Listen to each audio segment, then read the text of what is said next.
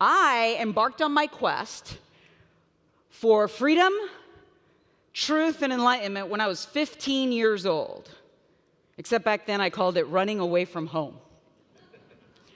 I was so frustrated in my life, but I knew inside that I was destined for more than what was showing up. How many of you have ever been there, where you're looking at your life, you're looking at your circumstance, and you know you're destined for more than what is happening? So I started searching, I started reading, I started listening, like Greg said, to tapes in my car, and I ended up getting my very first job, which was selling knives door to door on 100% commission. And soon I realized that there was no ceiling to what I could earn, that the highest paid people in the world are athletes, entertainers, entrepreneurs, and sales professionals. And I loved being paid for results and not for time. Why? Because this created the space to live an extraordinary life. So I put my heart, mind, and soul into my work. And by the time I was 20, I became the #1 corporate trainer for Anthony Robbins. Have you ever heard of him? He's that big guy you maybe seen on TV. And you know, before I worked with Tony, I worked with a gentleman. Have you heard of Brian Tracy? He's a sales training guru. And you know, when I worked with Tony, I traveled around the country. I lived in 16 different cities over a 5-year period. And I would meet with corporate offices. And I did this also when I worked with Brian Tracy. I would go into corporations and I would deliver a 45-minute presentation and then inspire people to attend an upcoming event. But I was 19 years old. So they used to have a nickname for me back then. They called me Kid, because I was young and inexperienced. And I would get all the non-qualified leads and all the non-qualified meetings that no one else wanted to run, like 2.5 hours in each direction with small non-qualified groups, often that individuals who barely spoke English. And I want everyone to know English is not my first language, okay? But I started seeing myself creating results in my mind. I started seeing myself in my mind meeting with the most powerful companies in the world. I started seeing myself walking in and creating deep, authentic rapport with the decision makers and inspiring action. And I began to create my results in my mind in advance. And then one day, opportunity called on my brick-sized cell phone. Remember those? It was my manager. And I could hear his voice on the other end of the line. Niurka, he said, how quickly can you get to Wall Street? Pretty quickly, I said, and I pulled out my big Thomas Guide map. Remember that, before GPS? To decipher the distance. He said, there's a meeting on Wall Street. It's been confirmed for weeks. They're expecting the top trainer. It's a top brokerage firm. The top trainer just had an emergency. He's on his way to the airport. All the other trainers are in meetings. You're our last hope. He says, are you ready, kiddo? This is your chance. I took a deep breath in and I said, I'm ready. He gave me the details. We hung up the phone. I remember I looked in the mirror, and I used to have this real curly hair back then. I kind of spruced up my curly locks. I brushed the lint off my jacket. I had this one velvet jacket that I bought at a thrift store that I would recycle with my outfits. I brushed the lint off my jacket. I looked in the mirror and I said to myself, with faith the size of a mustard seed, I can move mountains. And I started driving towards the underground. And I remember the whole way there, I began to see myself creating results. I put my shoulders back. I was taking deep diaphragmatic breaths right from my core. I began to see myself walking in, connecting with all the people in my mind, and saying to myself, with faith the size of a mustard seed, I can move mountains. I got to New York. I took the subway into Wall Street. The whole way there, shoulders back, looking up, holding a specific body language, saying this to myself over and over and over again. And sure enough, the subway stopped, and I ran up the stairs, and I locked eyes with Wall Street's charging bull. How many of you been there? I had to walk around the bull.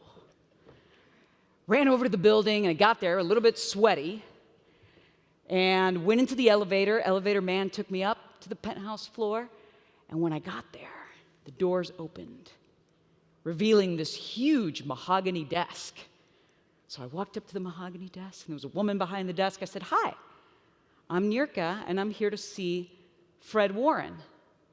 And she looked at me, she said, do you have an appointment? I said, why, yes, I'm the trainer, scheduled to meet with him and his team. She said, really? Have a seat. So I went, grabbed a seat, and she picks up the phone, and she says, Fred, Shirley Temple's here to see you.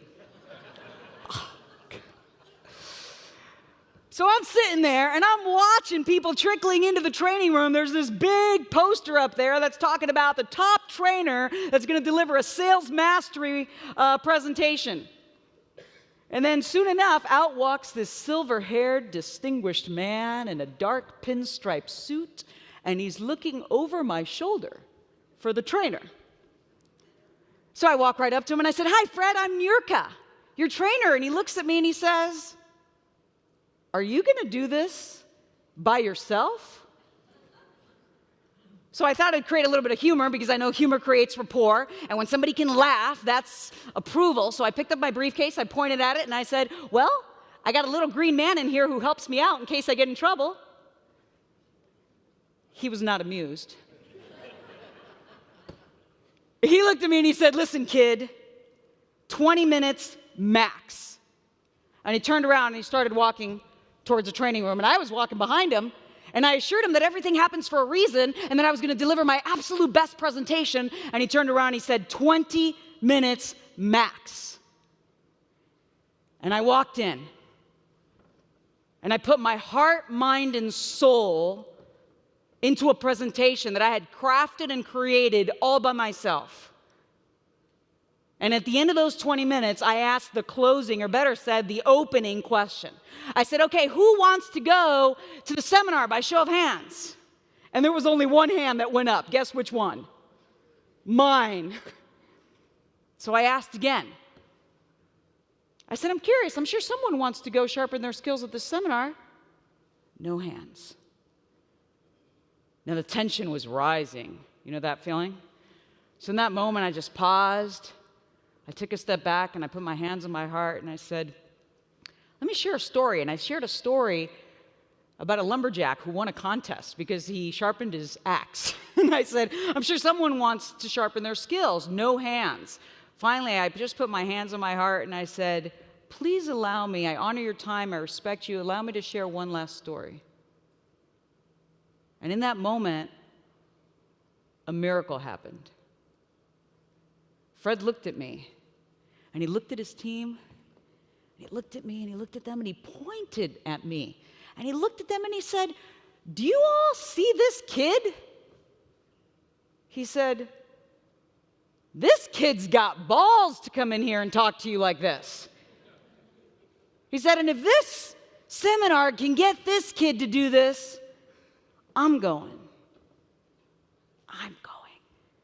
And I think every single one of you needs to go. And if you go, I'm going to pay for half. It was a huge success that day. And as we walked out, guess how we were walking this time? Side by side. Matter of fact, he looked at me and said, I really appreciate what you do because I have a daughter that's about your age and all she does is ask me for money. So I pounced on the opportunity and I said, can you endorse me on letterhead? He said, I'll do better than that. He walked back into his office, he picked up the phone, and he called every other leader of Janie Montgomery Scott in that tri-state area and opened the door for me to schedule appointments. We ended up having so much proximity, I sat right behind his desk and started thumbing through his Rolodex. And I said, who else do you know who's proactive like you, who would like to have me come down and do a workshop? The next day, he personally escorted me, walked me onto the floor of the New York Stock Exchange, and introduced me to the most powerful players on the floor. And that was the beginning of my career.